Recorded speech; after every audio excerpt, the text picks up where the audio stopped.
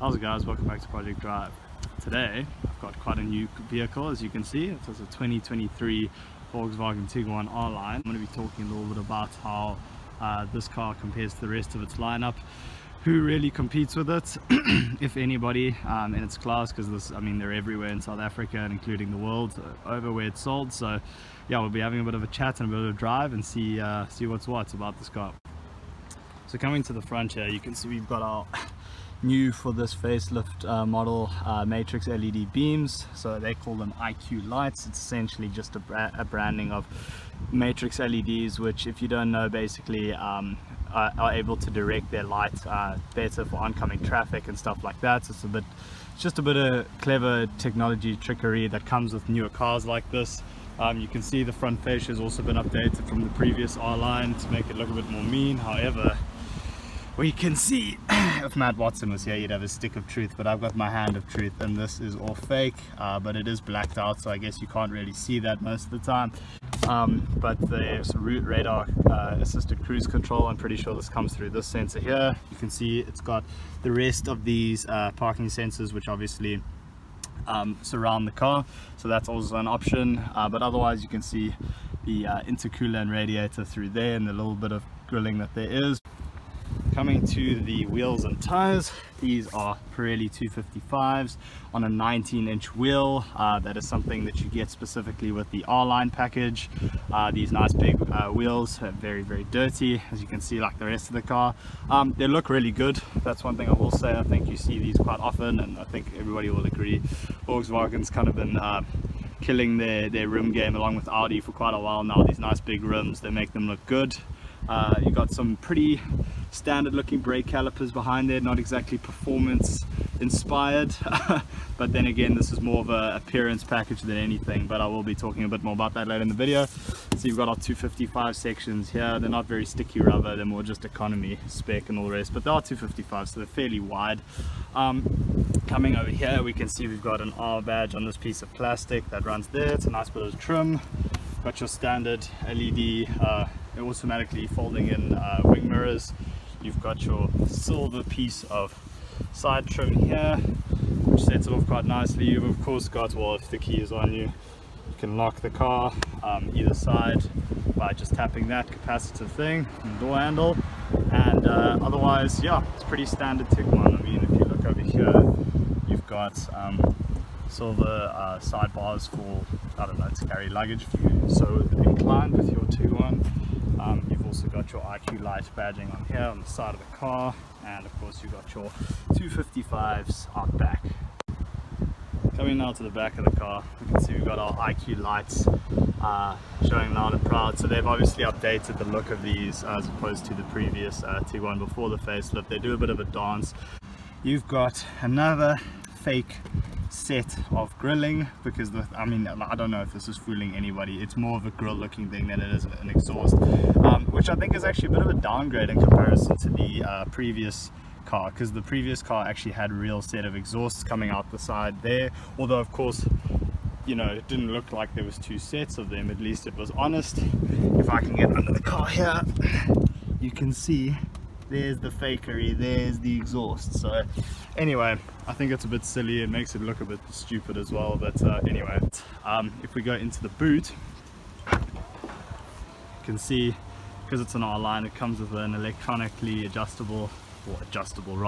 electronically assisted tailgate. You've got your little helper lights over there. You've got your loading bay cover over here. This cheap, it's a bit cheap considering what the car costs, but anyway, you can see you got your loading floor cover here. You got a full-size spare, even though it is a Steely, which is quite nice, and obviously a kit and all the rest of it. It is a Tiguan, of course, so like any other Tiguan, you can fold the seats down, which is quite lekker. It's a 60-40 split, so if I do this as well, that should also fold down, and it's of course independent of the load cover, which is nice. You've also got an optional electronically extendable tow hitch, just like the new Defender that I reviewed, so that is pretty cool.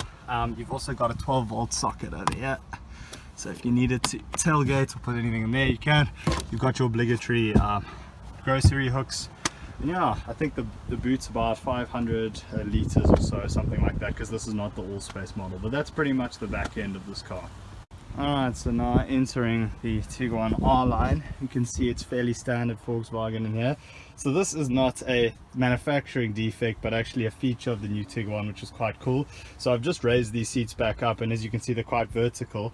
But with these little straps here, you can actually physically adjust your lean angle, which is quite cool actually for a backseat of the car. It's not something I'm personally used to, but well, hold on, just listen to this. Thunk, right? Anyway, you won't get that in a Land Rover. Don't hate me too much in the comments.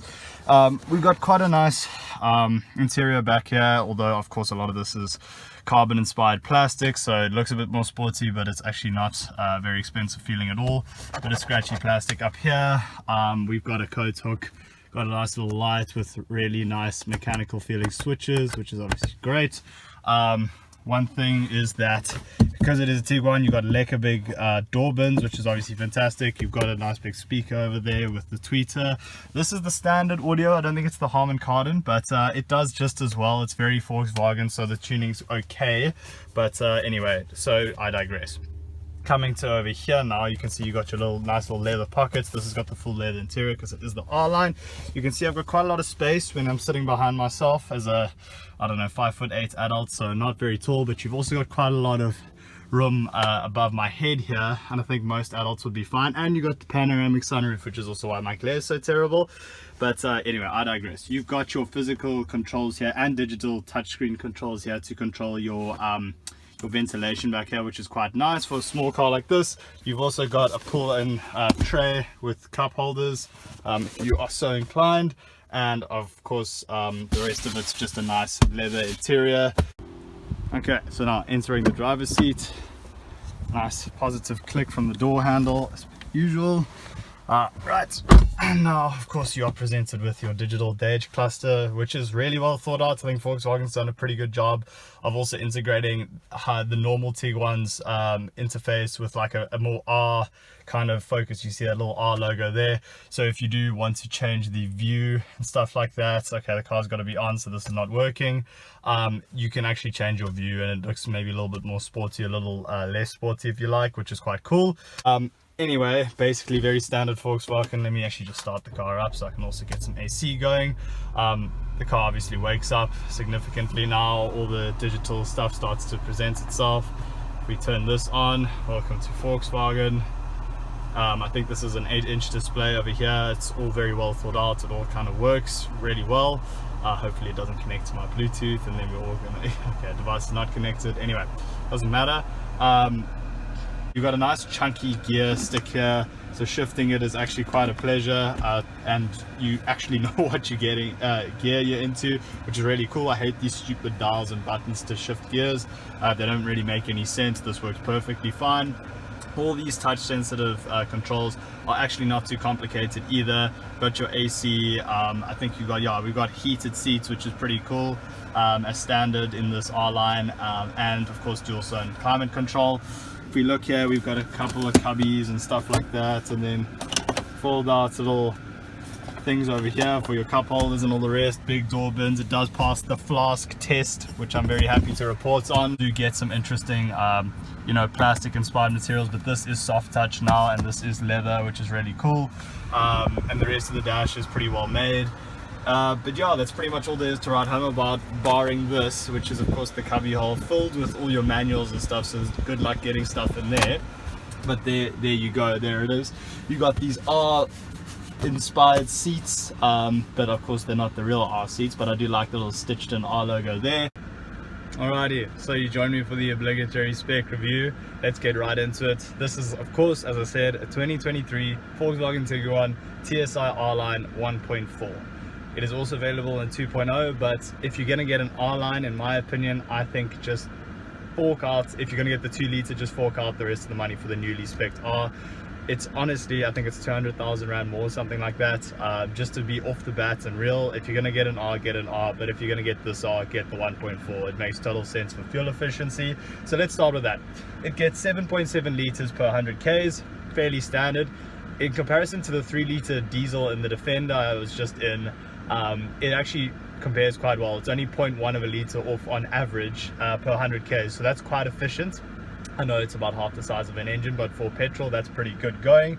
The top speed's about 200 k's an hour, so I think that might be electronically limited, or the fact that it's only a 1.4. Either way, yeah, as I said, 1.4 inline 4 turbo. Quite an official peppy little engine, but don't expect anything crazy. It is only I think 9.2 seconds to 100 k's an hour, so peppy but not very quick, so don't expect it from this. It's got a 6-speed DSG, tried and true, very good gearbox. The tuning is excellent.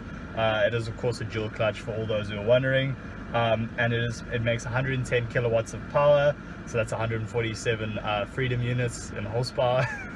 Anyway, at 6,000 RPM, it makes its torque of 250 newton meters from 1500 to 3500 RPM, so nice broad torque band there. And of course the ground clearance, although you may think, because it's almost having like an optical illusion when you look at the front of this car, you're like, oh my goodness, this car is quite low. It's actually not that low. It's about 201 millimeters off the ground from the specifications I read.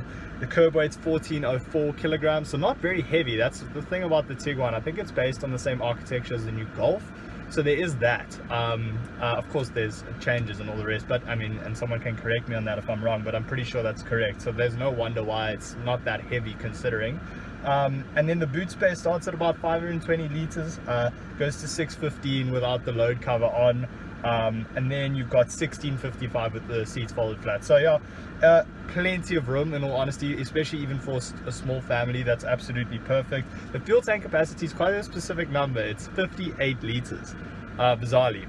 Don't really know why, but anyway, 58 liters, and it goes far. You know, this car can really take a nice long journey, and as I said, very efficient engine. So anyway, enough chitter chatter, let's get to a nice driving road and see how this thing drives. Alright, so we are in the leafy suburbs. As I said, we're about to come through now to the highway, but I just wanted to give you an idea of the sound, or lack thereof, that this car's got. That's just something I forgot to mention, but it's incredible to kind of see how little there is of it. You know, that's the great part about getting a car like this. You know, Volkswagen, typically really well made, even after the fines, you know, the CO2 emissions fines that they had, based on the fact that they were behaving very badly and got duly fined. But hey, you know, they make stuff that tends to work. You see these things everywhere, and that is for a reason. So yeah, everything is very communicative and kind of just works the way you would expect. I've got, I mean, even just if you need to go, car picks up. Engine doesn't really make much of a sound, but it makes enough of a go, and it's easy and predictable. You know, the gearbox does a really good job staying out of your way, behaving like a traditional automatic, so slow upshifts, but snappy enough. If I click 2 downshifts, imperceptible. You pretty much wouldn't have been able to even tell that that's exactly what was going on, and that is exactly what you want. So then, yes, as I said, a lot of aspects of this car Volkswagen have absolutely nailed. I'm kind of at an intersection right now, so I'm not really going to be able to tell you anything else about the car besides the fact that the AC blows cold, the infotainment is easy enough, doesn't distract you too much from the road. I feel very comfortable. It's got 3 adjustable seating positions that you can choose from. Anyway, excuse that. One thing I will mention before I start turning the car into sport mode, by the way, there are 4 different modes in this car. There is Eco, Normal, which I'm in now, and Sports and Individual. So 4 modes. They do change a noticeable amount of things, so I'm going to go into sport mode now. The dials become red, the transmission goes into sport mode. There's a little S near the transmission, and pretty much the car just becomes a bit more lively. So Exhibit A,